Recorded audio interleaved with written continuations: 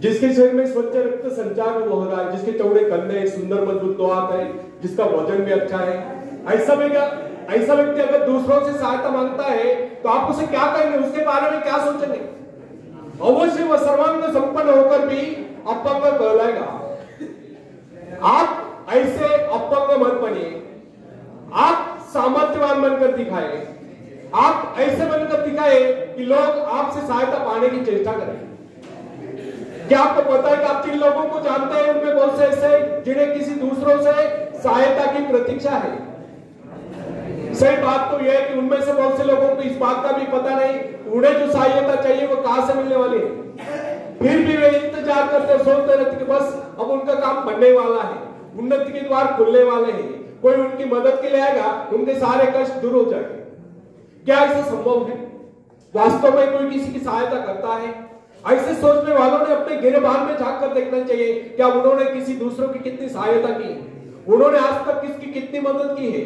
क्या कोई ऐसा व्यक्ति है जो कहे कि उन्होंने उसे सहायता की थी इसलिए वो आज उन्नति की चोटी पर है? फ्रेंड्स, यदि आपने या उन्होंने किसी दूसरों की सहायता नहीं की तो फिर किसी दूसरों से सहायता की प्रतीक्षा क्यों? ऐसे लोग केवल अपने भूल के कारण ही आगे बढ़ने से रुक जाते हैं। हर इंसान को चाहिए कि वह केवल अपने सहारे आगे बढ़े, लौटने के रास्ते से मुंह फेर कर बिना किसी के सहारे आगे बढ़ता चाहिए। आत्मनिर्भरता से तो मनुष्य की शक्तियां विराट रूप धारण करके प्रकट होती है। आत्मविश्वास ही सफलता की नींव है। इसी आत्मविश्वास के सहारे हम दूसरों की सहायता करने में सफल हो सकते हैं। फ्रेंड्स,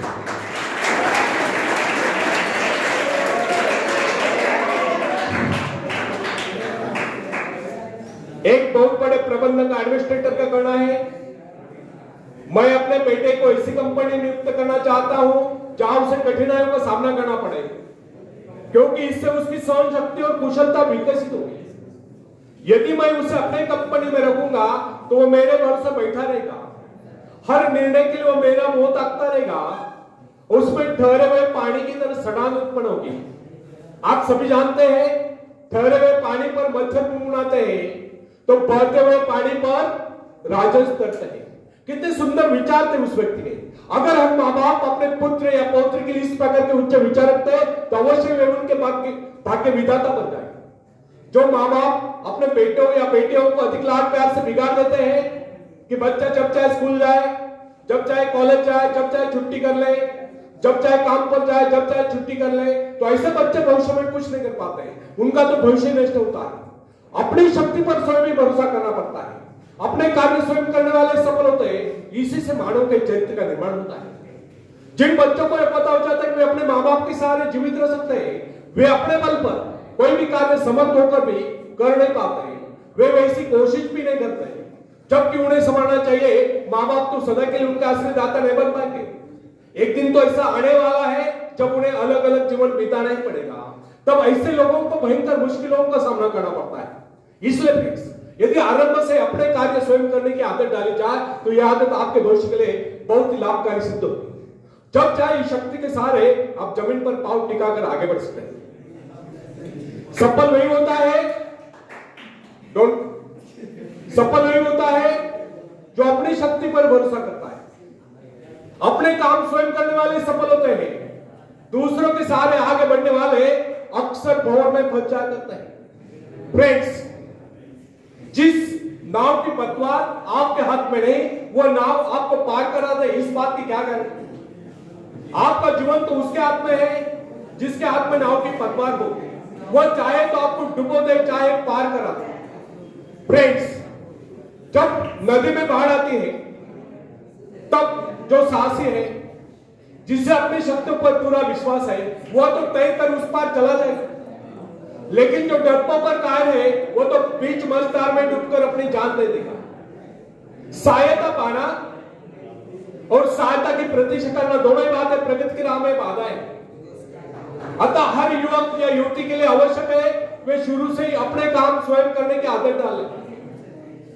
अपने माँ बाप आदि लोगों की शक्ति से विश्वास हटाकर केवल अपनी शक्ति के बल पर आगे बढ़ने की कोशिश करें। जिस क्षण आप बाहरी सहायता लेना बंद कर देंगे, उसी क्षण आपके भीतर आत्मनिर्भरता का अंकुर फूटते हुए महसूस होने लगेगा। स्वयं कार्य करते समय यदि आप असफल भी हो जाते हैं तो बिना उस असफलता को घबराए तुरंत उस कमी की खोज कीजिए जिसके कारण आपको असफलता मिली, और जैसे आप उस कमी को खोज निकाले तुरंत उसे दूर करने के प्रयास में जुट जाइए। आपका वास्तविक आदत तभी होगा जब आप एक सफल व्यक्ति के रूप में दुनिया के सामने आओगे। मगर यदि आप एक व्यक्ति के बाद दूसरे व्यक्ति के आगे हाथ फैलाना शुरू कर देंगे तो लोग आपको मंगता या भिखारी कहेंगे। अतः आप यह प्रण कर ले कि आपको केवल अपने भरोसे जीना है, ना कि किसी की दया पर, क्योंकि बाहरी सहायता किसी किसी वक्त ही वरदान सिद्ध होती है, अधिकतर समय अभिशाप की सिद्ध होती है। फ्रेंड्स, बाहरी सहायता मनुष्य की काम करने की गति को मंद करके शरीर में सुस्ती ला देती है। आप ऐसे लोगों से मिलकर कीजिए जो आपको जीवन में आगे बढ़ने की प्रेरणा दें। कुछ लोग एक बाजू एक पाव वाले हो गए, फिर भी वे अपनी लगन और अपनी मेहनत से अपनी जीविका चलाते हैं, फिर तो आप तो हट्टे कट्टे फिर आगे बढ़ने की कोशिश आप क्यों नहीं कर सकते। मैं एक ऐसे व्यक्ति को जानता हूं जिसका एक पैर किसी रेल दुर्घटना में कट गया था। उसने कभी किसी से भिक्षा नहीं मांगी, किसी दान लेना गवारा नहीं किया, यहां तक कि अपने बहन भाई का भी उसने कभी सहारा नहीं लिया। उसने एक छोटा सा धंधा फुटपाथ पर आरंभ किया। शुरू में वो न्यूज़पेपर बेचने लगा, 2 पैसे बचाकर उसने वजन तौलने की मशीन खरीदी, उस पर अपना पेट पालने लगा। आज वही व्यक्ति उसी फुटपाथ के किनारे एक बहुमंजिला बिल्डिंग में न्यूज़पेपर स्टॉल लगाकर बैठा है, साथ में जेरॉक्स सेंटर भी खोल रखा है, और सुना है आजकल वो मोबाइल शॉपिंग भी चला रहा है। वो स्वाभिमानी था, किसी से मदद लेना वो अपना अपमान समझता था। आज वही व्यक्ति उन लोगों को जिनके हाथ पैर सलामत है, ऐसे परिवारजनों को खिलाता पिलाता है, उनके हर प्रकार की सहायता मदद करता है, तो इसमें किसी को हैरत न होगी। आज वो दूसरों की सहायता करने योग्य हो चुका है। वह उन लोगों के लिए प्रेरणा स्थान है जो सर्वांग संपन्न होकर भी दूसरों से सहायता पाने की आशा रखते हैं। फ्रेंड्स, मैं केवल उस विकलांग की बात नहीं करता जिसे मैं जानता हूं। इस संसार में ऐसे बहुत से विकलांग लोग हैं जो अपनी हिम्मत से खुद भी खा रहे और अपने परिवार को भी पाल रहे। ऐसे स्वाभिमानी, मेहनती, आत्मविश्वासी और साहसी लोगों को अपनी जीविका चलाते देखकर हमें स्वयं के विषय में सोचना चाहिए कि क्या हम पूर्णतः स्वस्थ है, साथ ही सभी अंगों से युक्त तथा शरीर से चुस्त मस्त होकर भी क्या हम अपने आप को समर्थ समझने का अधिकार रखते हैं। यदि हाँ, तो फिर किसी दूसरों से सहायता की प्रतीक्षा करो। कोई भी स्वस्थ तथा सर्वांग संपन्न व्यक्ति तब तक अपने आप को समर्थ समझने का अधिकार नहीं रख सकता जब तक कि समझता है वो किसी का अधीन है। वास्तविक स्वतंत्रता एक ऐसा उपाय है जिससे मनुष्य की शक्ति दोगुनी जाती है। इस प्रकार की भावना अन्य किसी प्रकार से प्राप्त नहीं होती।